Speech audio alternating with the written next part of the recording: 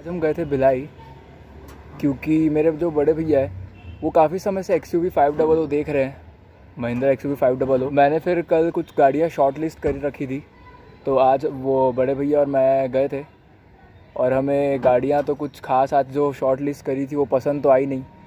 3 से 4 गाड़ियाँ हमने शॉर्ट लिस्ट करी हुई थी और हमें वो पसंद नहीं आई। तो गाइस जब मैं गया था तब मैंने सोचा कि क्यों ना इस पर एक वीडियो बनाई जाए। जैसे काफ़ी सारे लोग सेकेंड हैंड गाड़ी की तरफ जाते हैं, हेल्पफुल हो जाएगा ये अगर एक सेकेंड हैंड गाड़ी के ऊपर एक वीडियो बना देता हूँ। मैं गाड़ी लेते समय किन बातों का आपको ध्यान रखना है जो मुझे लगती है बहुत ज़्यादा ज़रूरी बातें हैं। हम एक महिंद्रा XUV 500 सेकेंड हैंड में देख रहे हैं। फिर मेरे भाई जो है वो उसमें कुछ अपने पसंदीदा मॉड्स करेगा। हमने सोचा कि एक सेकेंड हैंड XUV 500 ही हम उसको लेके फिर उसमें अपने हिसाब से मॉडिफिकेशन करें। तो इसलिए काफ़ी समय से ढूंढ रहे थे और आज भी हमारी जो तलाश है वो अधूरी रही है। हमें तो फिर हमारे चॉइस की गाड़ी मिली नहीं। गाइस जैसे मुझे लगता है कि कोई भी एक सेकेंड हैंड गाड़ी लेने से पहले 3 पॉइंट्स बहुत ज़्यादा इंपॉर्टेंट होती है। पहला होता है गाड़ी, दूसरा होता है पेपर और तीसरा होता है पैसे। पहला पॉइंट है मेरा गाड़ी। उसमें भी 3 से 4 पॉइंट जो बहुत ज़्यादा इंपॉर्टेंट है, और जो ऐसा नहीं कि सिर्फ वही इंपॉर्टेंट है, उसके अलावा भी जो पॉइंट्स है वो भी इंपॉर्टेंट है। लेकिन जो सबसे ज़्यादा इंपॉर्टेंट है वो मैं बता देता हूँ जो मुझे लगते हैं। जैसे कि पहला होता है इंजन, दूसरा होता है बॉडी, तीसरा होता है सस्पेंशन और चौथा होता है आपका जो गाड़ी में जो फीचर्स है वो सारे जो इंपॉर्टेंट फीचर्स है वो सारे वर्किंग में है कि नहीं। जैसे आप इंजन के बारे में पता कर लो कि इंजन कभी खुला तो नहीं है और गाड़ी कितनी चल गई है, उसके हिसाब से भी बहुत इंजन लाइफ में फ़र्क पड़ता है। और जेन्युइन जितनी चली है गाड़ी वो भी आप पता कर सकते हैं। जैसे अगर जो गाड़ी की जो सर्विसिंग अगर शोरूम में ही हो रही है तो गाड़ी के नंबर से आप शोरूम में पता कर सकते हैं ओरिजिनल किलोमीटर्स उस गाड़ी के कितने चले हुए हैं टिल डेट, मतलब जब लास्ट सर्विसिंग हुई थी तब तक। तो फिर आप अंदाज़ा उससे लगा लेंगे कि गाड़ी जेन्युइन चली है, सर्विस्ड हुई है कि नहीं, कहाँ से हुई है, और इंजन में जो पार्ट्स चेंज हुए हैं जैसे कि क्लच प्लेट वगैरह, तो वो भी फिर कब हुआ चेंज, कितने किलोमीटर में हुआ, ये सब जानना बहुत ज़रूरी है। और ये एक्सीडेंट हुई है कि कुछ क्लेम हुई है, ये सब भी गाड़ी में वहाँ पे सब सर्विस हिस्ट्री वहाँ पे अवेलेबल होती है गाड़ी के बारे में। वहाँ से आपको सब पता चल जाएगा अगर गाड़ी सर्विस हुई है शोरूम के अंदर। गाइस और गाड़ी को फिर आप चेक भी कर सकते हो, जैसे साइलेंसर से कहीं काला धुआं तो नहीं निकल रहा है, या फिर इंजन आप स्टार्ट करके भी देखो कि उसके बहुत बारी उसके साउंड से भी पता चल जाता है कि वो मतलब बहुत बार क्या होता है जैसे मीटर को रीसेट कर देते हैं और गाड़ी ओरिजिनल में चले रहती है 1.5 से 2 लाख, और जो मीटर कुछ और ही कहता है। तो इसलिए आप कभी कभी जैसे गाड़ी ऑन करेंगे तो उसके इंजन के जो साउंड है उससे भी बहुत बारी पता चल जाता है कि जितनी गाड़ी चली है उतनी वो दिखा नहीं रही है। तो फिर इससे आप बहुत क्लियर हो जाओगे कि गाड़ी का क्या स्टेटस है इंजन का। जो गाड़ी की जो सेकंड पॉइंट है बॉडी, उसमें भी आपको बहुत ज़्यादा ध्यान देने की ज़रूरत है, क्योंकि बॉडी में जो आती है काम वो आती है रस्टिंग, फिर कभी कभी बॉडी लाइन भी आउट हो जाती है। और गाइस फिर गाड़ी पेंटेड है, डेंटेड है, क्या है नहीं है, वो भी बहुत ज़्यादा इंपॉर्टेंट है। और उसके बाद गाड़ी की चेज़ी कि वो भी उसमें भी कितना क्या है, उसमें कभी कुछ हुआ है या वेल्डेड है। बहुत बारी चेज़ी भी वेल्ड करके गाड़ी देखने को मिल जाती है, तो वो सब चीज़ चेक करना भी बहुत इंपॉर्टेंट है। तो और तीसरा जो हमारा पॉइंट है वो है सस्पेंशन। गाड़ी अगर कभी फ्लैट में खड़ी है, जैसे जो एक प्लेन रोड पे खड़ी है, तो भी आप उसमें देख के आप पता कर लोगे कि बहुत बारी जिस तरीके का सस्पेंशन गया रहता है वो एकदम कभी कभी स्टिफ रहता है और कभी कभी एकदम डाउन बैठा रहता है। तो वो भी एक तरीका है पता करने का। और दूसरा जो तरीका है वो है ड्राइव करके। जैसे आप थोड़े रफ़ रोड्स में चला लो उसको, तो फिर उसमें जो सस्पेंशन गया होगा उसमें आपको बहुत हार्ड लगेगा और कभी कभी उसमें फिर आवाज़ें भी आती है। तो उससे आप आइडेंटिफाई कर लोगे कि सस्पेंशन का क्या है स्टेटस, कौन सा ख़राब है, क्या है नहीं है, उसमें भी आपको पता चल जाएगा। अब गाड़ी के फ़ीचर्स से मतलब ये है जो उसमें सेफ्टी फ़ीचर्स और जो एसेंशियल है, बहुत ज़्यादा जो मैंडेटरी फ़ीचर्स है। जैसे मैं बोलूँ तो पहले ABS, ABD, हिल असिस्टेंस, जो भी सेफ्टी फीचर्स जो भी आप गाड़ी देख रहे हैं उसमें जो आती है वो सब एकदम प्रॉपर वर्किंग में है कि नहीं, ये चेक करना भी बहुत ज़्यादा इंपॉर्टेंट है।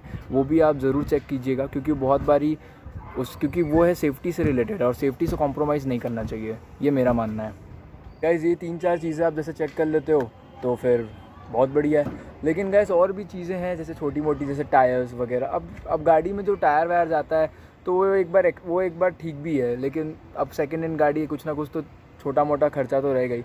जैसे टायर वायर है तो वो एक बार आप खुद से भी हम चेंज कर सकते हैं उतना, तो क्योंकि अब सेकेंड हैंड है तो हम एकदम शोरूम से आई गाड़ी तो आप एक्सपेक्ट नहीं करेंगे। ठीक है, वो सब ठीक है, लेकिन जो इंपॉर्टेंट है वो मैंने शेयर कर दिया गाड़ी से रिलेटेड।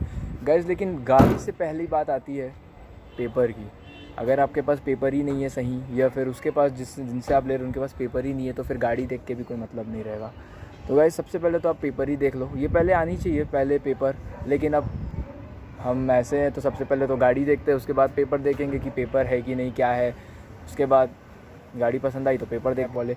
लेकिन पेपर बहुत इंपॉर्टेंट है, क्योंकि गाड़ी के पेपर 2 ही होते हैं जो इम्पोर्टेंट होते हैं। एक होता है आरसी कार्ड, रजिस्ट्रेशन कार्ड, और एक दूसरा होता है इंश्योरेंस। आरसी पूरी गाड़ी का पूरा मतलब बायोडाटा बता देती है, गाड़ी कौन सी है, कब की है, मैन्युफैक्चरिंग कब है, रजिस्ट्रेशन कब है, जो भी है तमाम उसमें डिटेल्स सब दिए रहते हैं।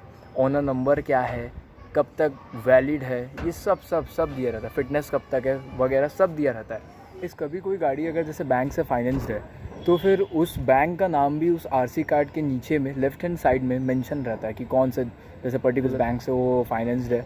और जैसे अगर किसी बंदे ने उस फाइनेंस क्लियर किया है, फाइनेंस मतलब हाइपोथिकेशन उसमें हटाने के लिए कुछ चार्ज रखते हैं, उसके बाद वो गाड़ी फिर फ्री हो जाती है। और उसके बाद एनओसी।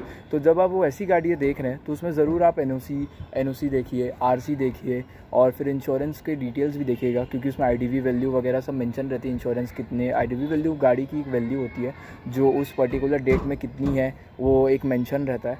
तो वो भी आप इंश्योरेंस अगर है नहीं है तो भी आप उसकी पेपर ज़रूर देखें, और फिर उसी से आपको पता चलेगा आईडीवी वैल्यू क्या है उस गाड़ी की। तो गाइज़ ये बात हो गई गाड़ी के पेपर्स की, जो मुझे लगता है जो काफ़ी इंपॉर्टेंट है। इनमें सबसे लास्ट पॉइंट है, वो बहुत ज़्यादा मेन फैक्टर है, वो है पैसा।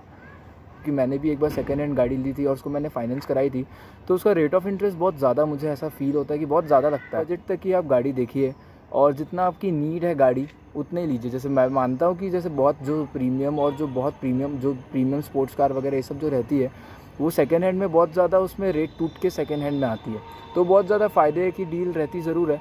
और जैसे कि हम जैसे डेली यूज़ में बात करें, जैसे जो गाड़ियाँ ज़्यादा बिकती, जो छोटी साइज़ की जो गाड़ी है, छोटी गाड़ियाँ हैं, तो गाइस वो ऐसे हैं, वो आप सोच समझ के ही मतलब गाड़ी में इन्वेस्ट कीजिएगा, क्योंकि बहुत बार क्योंकि सेकेंड हैंड का मार्केट बहुत बड़ा है नई गाड़ियों से भी ज़्यादा।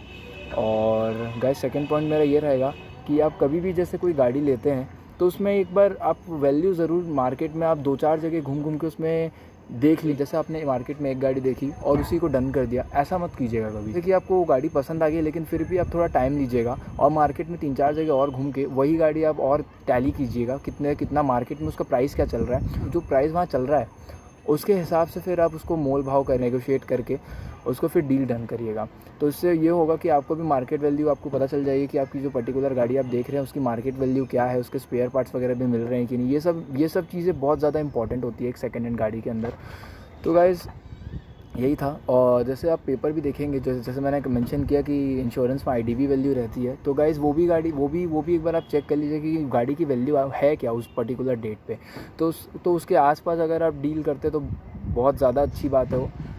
तो गाइज़ ये थी जो पॉइंट्स जो मुझे जो लगते हैं कि इम्पॉर्टेंट है, मेरे अकॉर्डिंग पॉइंट्स थे जो मुझे लगा कि आप लोगों से शेयर करना चाहिए, सो मैंने किया। सो वीडियो देखने के लिए बहुत बहुत धन्यवाद। Thank you so much. Subscribe कीजिए आप सब। Thank you.